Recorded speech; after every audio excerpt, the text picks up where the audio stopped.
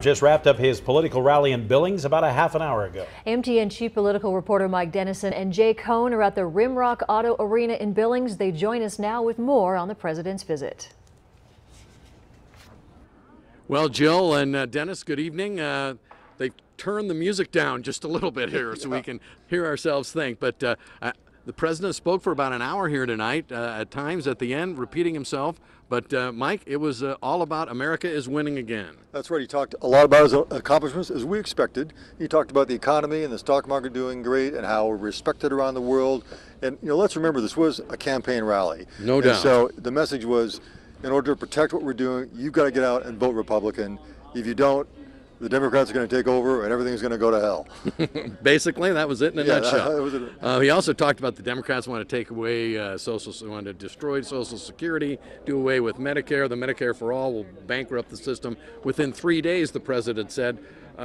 Those are pretty strong words, but I think the message is that this upcoming election in 2 months from today, there's a lot riding on it. Yeah, that was the first time I had heard anyone say that Democrats are going to destroy Social Security and take away your Medicare.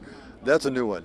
But there are a lot of other things that we've heard before that he talked about. Democrats mean open borders, in his words, criminals and drugs coming across the border. And also he said that if Democrats are elected, they're going to take away all the things that we've done that are good.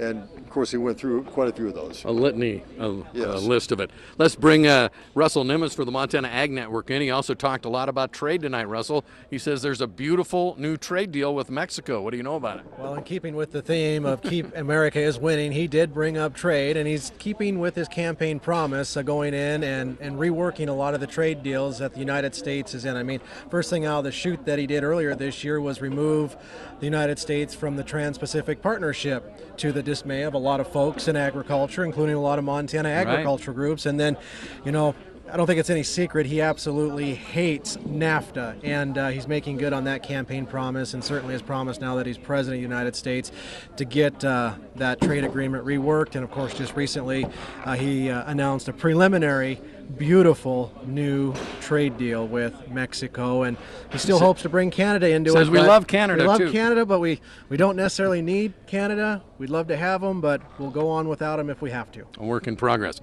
Mike, of course, the whole rally here was about Matt Rosendale in the U.S. Senate race against John Tester. He really hammered Tester tonight.